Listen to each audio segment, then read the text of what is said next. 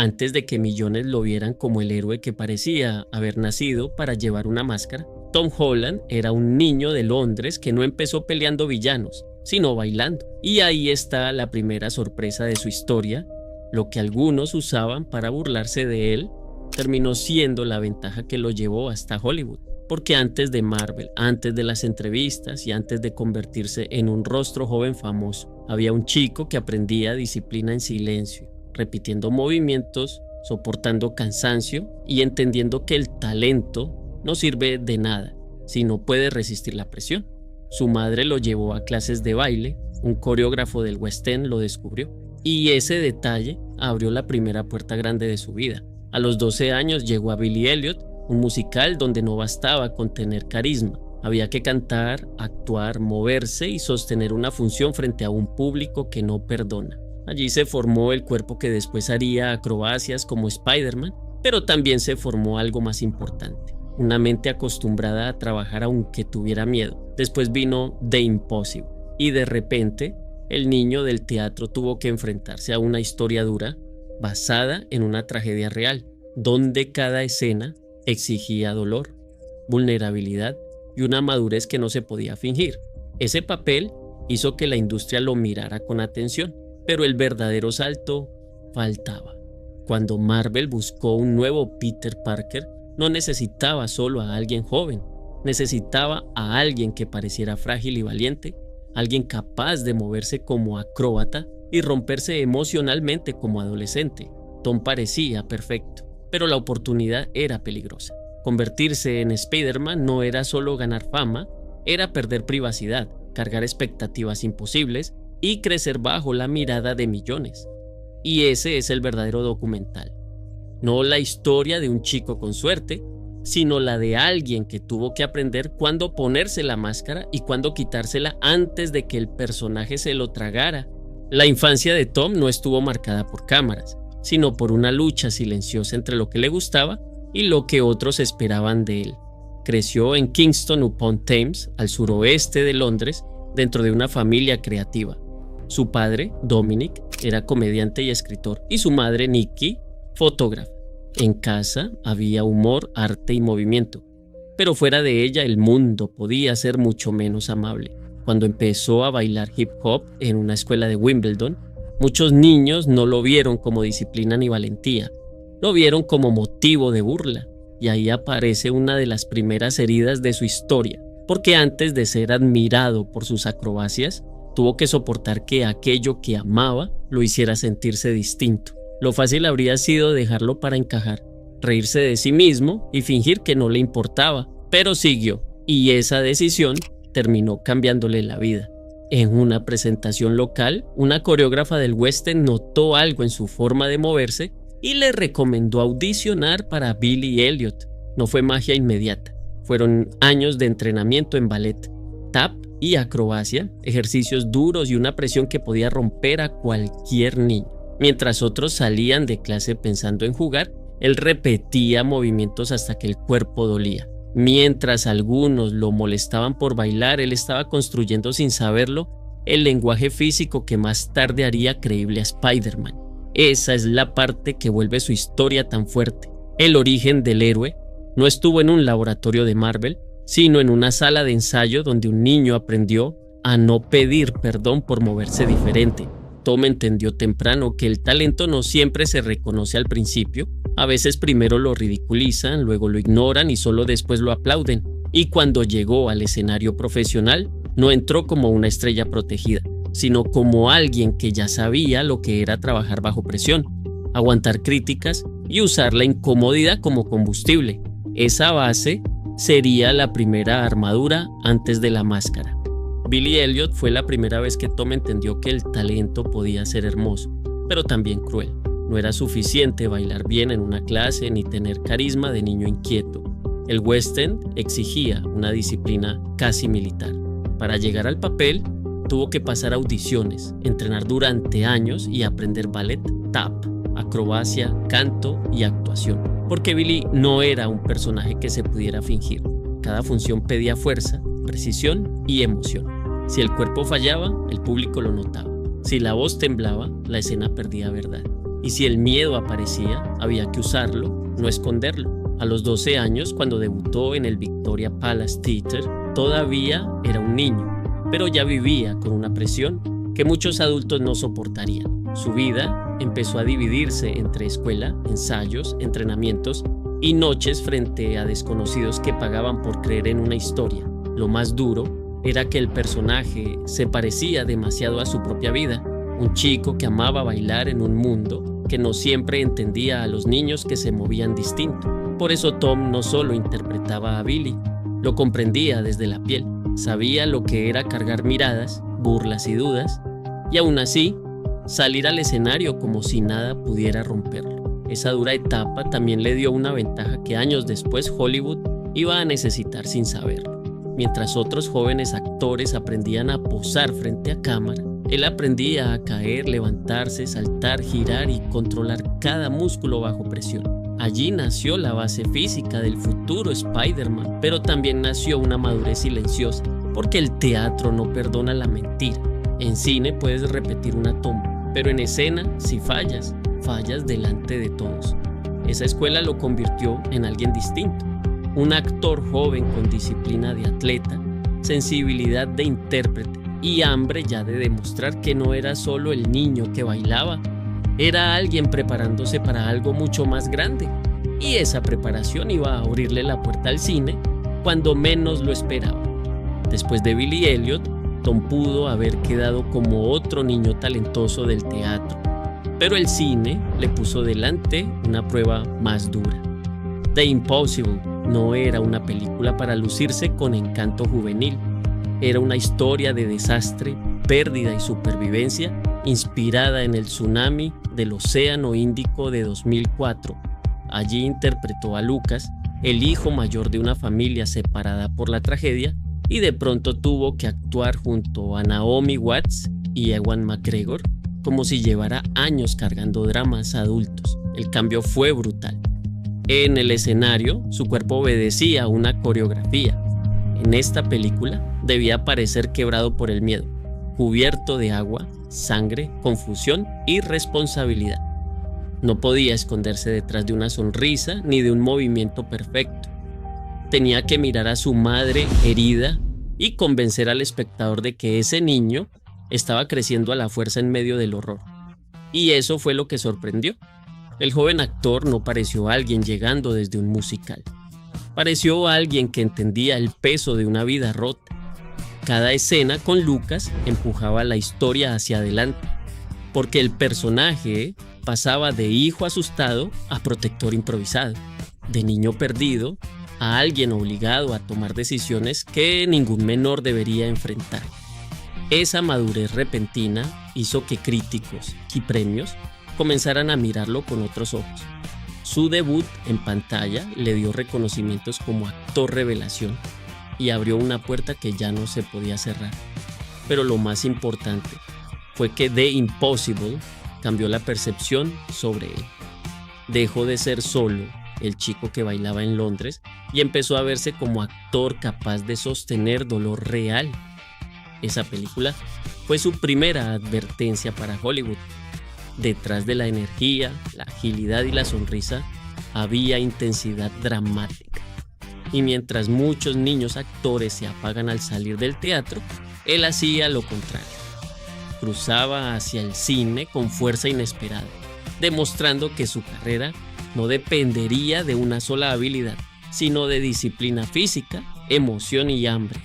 La audición para Spider-Man no fue una simple prueba de casting, fue el momento en que Tom tuvo que demostrar que todo lo vivido antes tenía sentido. Marvel y Sony no buscaban solo una cara nueva para vender pósters. Venían de dos versiones queridas por el público, de comparaciones inevitables y de una presión enorme. Encontrar a un Peter Parker que pareciera adolescente de verdad, con torpeza, humor, agilidad y emoción sincera debajo del traje. Para el joven actor, aquello era una oportunidad gigante, pero también una amenaza. Si fallaba, quedaría como otro nombre perdido entre miles. Si ganaba, su vida ya nunca volvería a ser normal. El proceso fue largo, lleno de pruebas grabadas, esperas y silencios capaces de destruir la paciencia de cualquiera. Compitió contra cientos, luego contra menos, luego llegó a pruebas con figuras enormes como Robert Downey Jr. y Chris Evans. Ahí no bastaba con saber actuar. Tenía que probar química, velocidad mental y presencia frente a estrellas que ya dominaban Marvel. Y entonces hizo algo más suyo. Usó el cuerpo como argumento. Los saltos, la energía de bailarín y esa forma de moverse como alguien inquieto le dieron una ventaja que otros no podían fingir. Pero lo importante no era la acrobacia, era que debajo de la agilidad todavía se veía a un chico nervioso, humano, vulnerable. Eso era Peter Parker. No un héroe perfecto, sino alguien que puede salvar el día y al mismo tiempo sentirse perdido. Cuando por fin se anunció que él sería el nuevo Spider-Man, el mundo reaccionó con curiosidad, dudas y expectativas. Algunos querían otra versión, otros no estaban listos para aceptar un rostro nuevo, y muchos esperaban que demostrara en minutos lo que a otros les tomó películas enteras. Tom no recibió solo un papel, recibió una responsabilidad. Desde ese instante, cada entrevista, aparición y escena sería juzgada con lupa. Y aunque parecía el comienzo de un sueño, era el inicio de una presión que podía devorar a quien no supiera sostenerse. Cuando Tom apareció en Captain America Civil War, el público entendió en pocos minutos por qué Marvel había apostado por él. No necesitó una película entera para explicar su origen, ni una escena larga para pedir cariño. Bastó verlo entrar con nervios, hablar demasiado rápido frente a Tony Stark y moverse con una ligereza que mezclaba torpeza adolescente con reflejos de acróbata. Ese Spider-Man no se sentía como un héroe terminado, sino como un chico brillante intentando parecer tranquilo mientras su vida cambiaba frente a sus ojos. Y esa fue la clave. Después de versiones más adultas y dramáticas, él trajo una energía distinta: inocencia, humor, hambre de pertenecer y ese miedo secreto de cualquier joven que quiere demostrar que merece estar en la habitación. Luego llegó Homecoming y el reto se volvió todavía mayor. Ya no era una aparición sorpresa, ahora tenía que sostener una película completa dentro del universo más observado del cine. La historia lo colocó bajo la sombra de Tony, con un traje lleno de tecnología y una pregunta que lo perseguía en cada escena.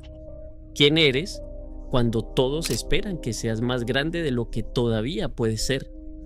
Peter quería ser vengador, quería impresionar, quería salir del vecindario y probar que podía cargar peligros enormes.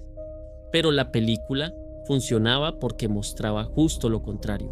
Su grandeza estaba en aprender a ser pequeño, en ayudar donde estaba, en equivocarse, en perder el traje, en levantarse sin aplauso.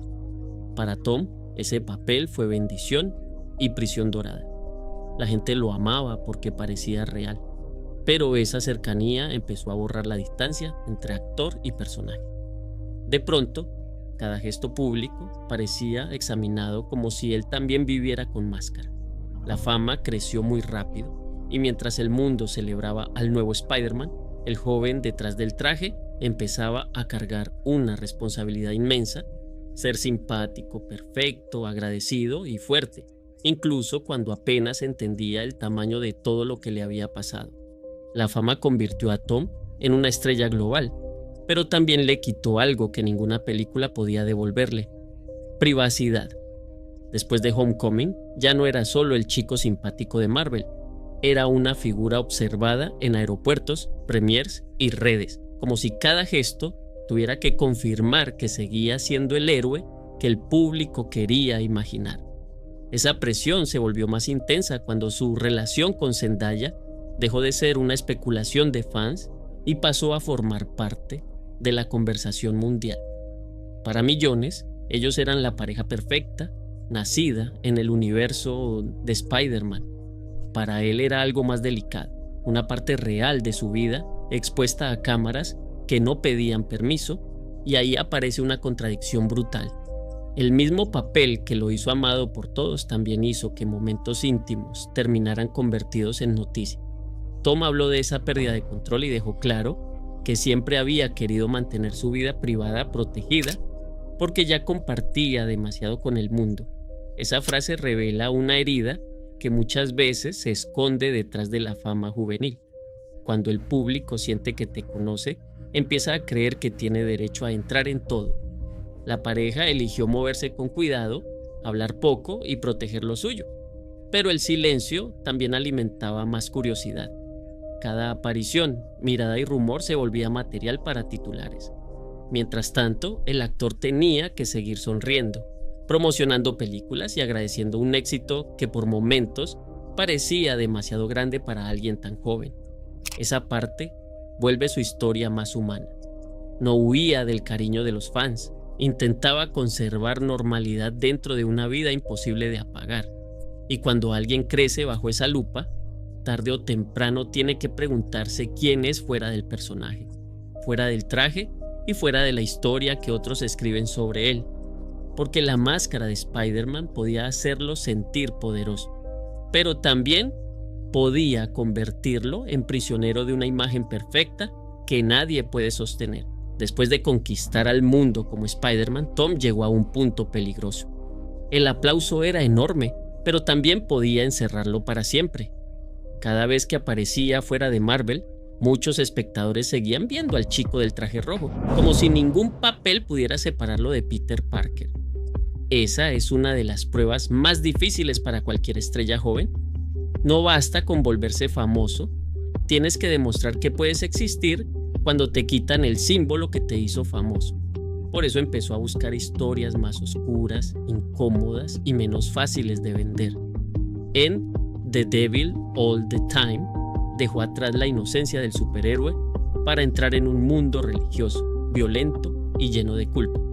En Cherry, se lanzó más lejos, un joven marcado por la guerra, la adicción y el crimen, un personaje destruido desde dentro, casi lo contrario del chico luminoso que Marvel presentó al público. Pero ese intento de crecer trajo golpes. Algunas críticas fueron duras, otras divididas, y el público no siempre estaba listo para verlo en registros tan pesados. Luego llegó Uncharted, donde volvió al cine de aventura, pero otra vez apareció la comparación. ¿Era Tom una estrella completa o dependía ya de su carisma juvenil?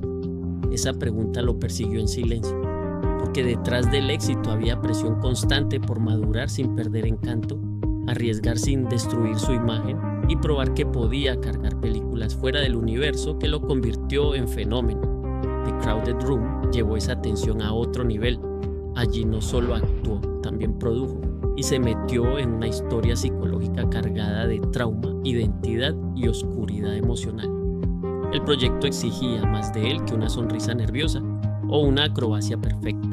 Le pedía entrar en lugares internos que no podía sacudirse al terminar el día.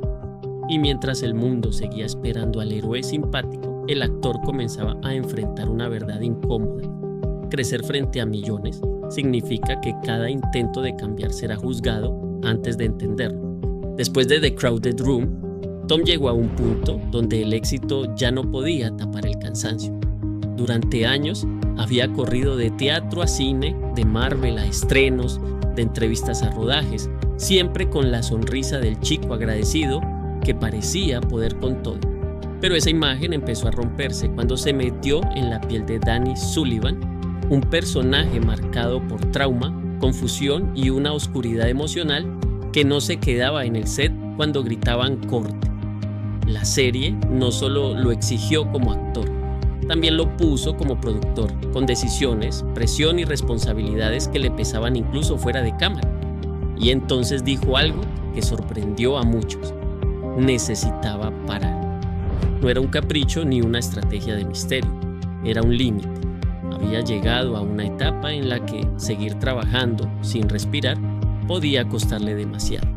Para alguien que había sido convertido en símbolo de juventud, energía y simpatía, reconocer agotamiento fue un acto más valiente de lo que parecía. Porque el mundo aplaude cuando una estrella entrega todo, pero pocas veces pregunta qué queda de esa persona después. En ese mismo periodo, también habló con honestidad de su relación con el alcohol. Contó que intentó dejarlo durante enero y que darse cuenta de lo difícil que era le abrió los ojos. No lo presentó como escándalo ni como pose dramática, sino como una decisión de cuidado personal. Esa vulnerabilidad cambió la lectura de su historia. El héroe que tantas veces salvó a otros en pantalla estaba aprendiendo a salvarse a sí mismo fuera de ella. Y ahí el documental alcanza una capa más profunda. Tom no estaba huyendo de la fama, estaba intentando no perderse dentro de ella. La máscara le había dado el mundo, pero también le había quitado silencio. La pausa fue su manera de recuperar control, entender su mente y recordar que ningún papel, por grande que sea, vale más que la paz de quien lo interpreta. Por eso esta etapa no fue una caída, fue madurez, y esa decisión ya lo cambió para siempre. Al final, la historia de Tom no se entiende solo mirando la máscara, porque Spider-Man fue el papel que lo hizo gigante, pero también la prueba que pudo devorar. Su camino empezó con un niño burlado por bailar, siguió con un escenario donde aprendió disciplina y explotó cuando el cine descubrió que detrás de esa sonrisa había dolor real. The Impossible le dio respeto, Marvel le dio el mundo y la fama le quitó calma.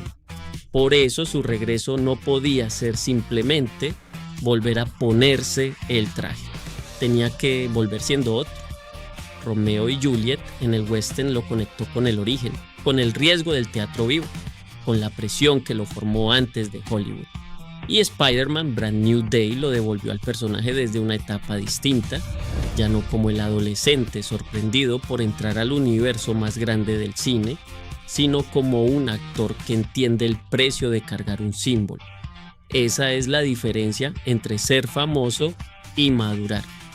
Antes quería demostrar que podía estar ahí. Ahora parece saber cuándo avanzar, cuándo callar y cuándo protegerse. También llega a proyectos como The Odyssey, rodeado de nombres gigantes, pero con una ventaja que ya no depende de la edad ni del carisma: experiencia.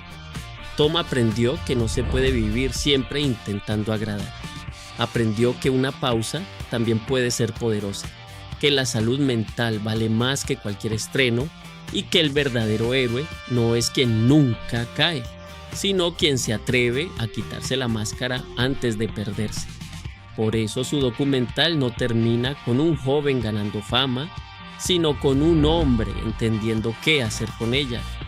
El niño que bailaba mientras otros se reían terminó convirtiendo esas burlas en movimiento, ese movimiento en disciplina y esa disciplina en una carrera mundial.